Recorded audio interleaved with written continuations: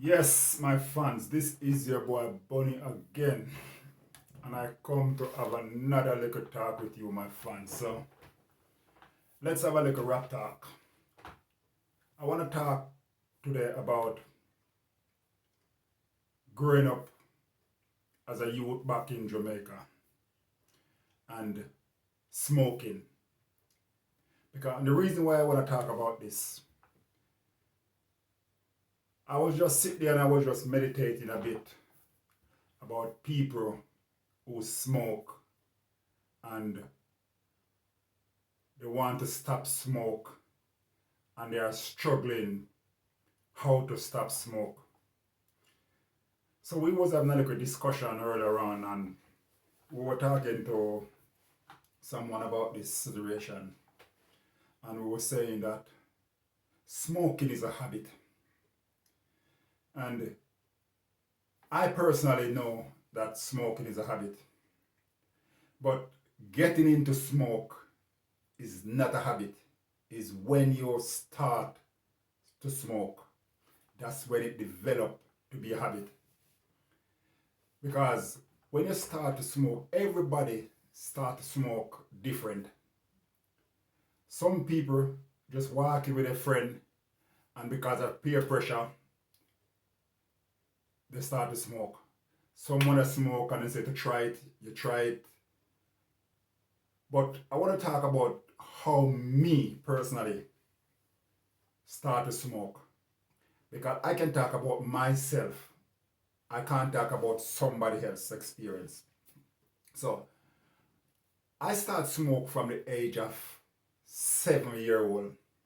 And it might sound strange to hear that a boy starts smoke from the age of 7. And it carry on and off, stop and start, stop and start, stop and start. Because once you get into this thing, it's very hard to break out. And how I start to smoke, my grandfather was a smoker. And my mother used to go to the market a week time and she will come home. Many people grew up in Jamaica might know about what I'm talking about. We have a thing called jackass rope, otherwise known as tobacco. It's rolled into her. And my mother will buy my grandfather a nice length of it or whatever it is. And as a boy, you see your grandfather cut up these things and load his pipe and light it and sit there smoke it. And you think, I would love to try that one day. So this is what going through your head. I would love to try that. So as a boy, watching my grandfather smoking, one day when my grandfather gone to the bush, I go into his house and I get a knife and I cut off a piece of his tobacco. And I get a brown paper bag, I go down the field, cut up, wrap, sit there, smoke. So you do that and as a young boy you feel nice and you keep doing it. But not even just that alone. My grandfather used to plant a lot of tobacco around his house. And when the tobacco leaf dry on the tree, I used to go and pick these tobacco leaf. And I used to use even the same leaf and wrap it into it before them well dry. Because before them dry, them like quail so they can wrap like paper. And I used to use those and wrap my own spliff and smoke. And this carry on until my other grandfather from my father's side I don't think when he was smoking at the time, but he used to plant them a lot around his house as well. And I used to go to his house and pick it. So I have access to 2 houses that grow these tobacco. And many people might realize that in Jamaica, as a boy growing up, we have this thing called chocho. And when we can't get tobacco, we used to pick the chocho leaf and cut them up. And we used to wrap them and smoke them as well.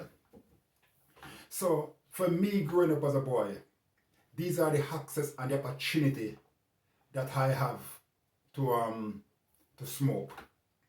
And it carry on from there until my friends start to move around with friends and they start to buy cigarette, and it just carry on like that. So I start smoke from a young age, and it developed in me.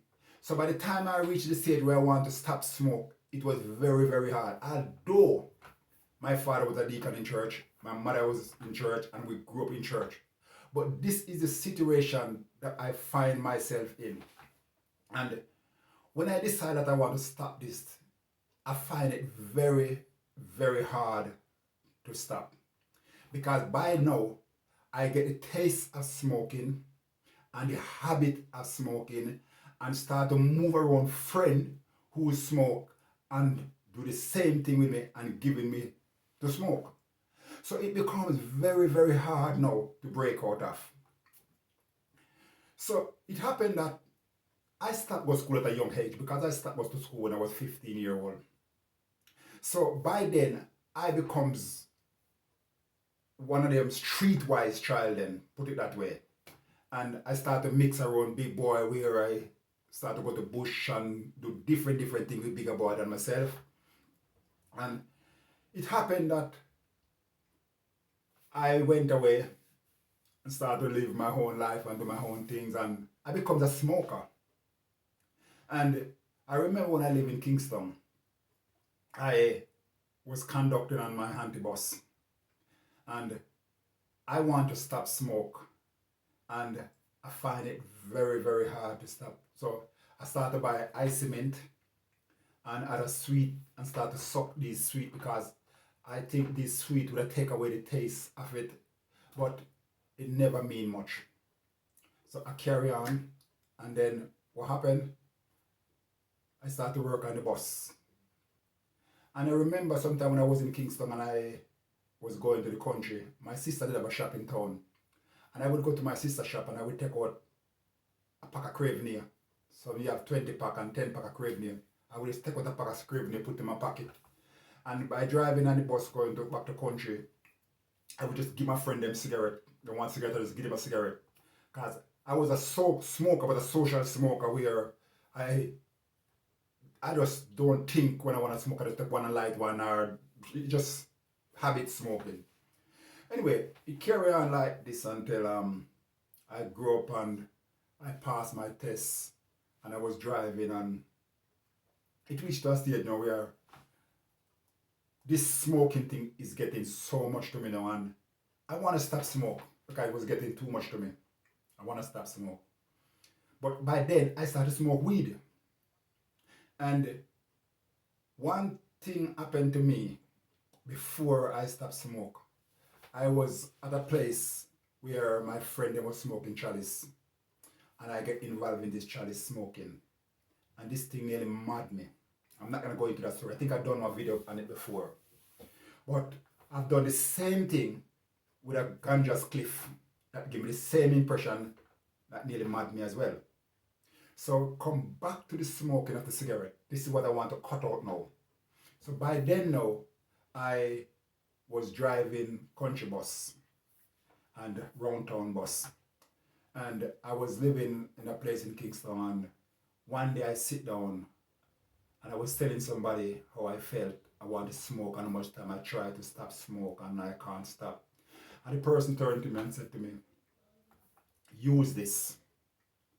And what I've done is buy a cigarette, put it on the house building before the sun goes down, take it up in the morning, put it in a glass of water, stir it, becomes the color of a tea bag, drink it, and that will stop you from smoke.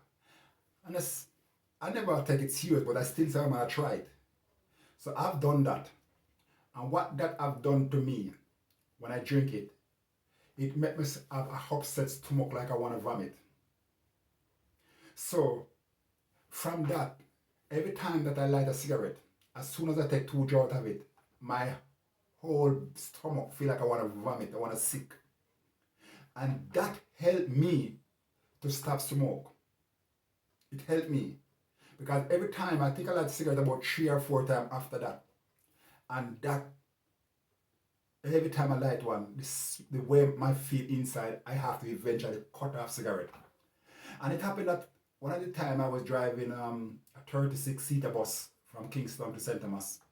And I remember one time somebody come in the bus and they light a cigarette on the back seat and I'm up the front. And that cigarette was so strong that I feel like I want to vomit. And because of that, I decided. Yeah, so my fans. Yeah, so it's carry on where I just reached a stage where enough is enough. So I pack up smoking at that stage. But where I'm going here, I just want to encourage people out there who say them have habit where they can't break out of. But I want to encourage somebody and said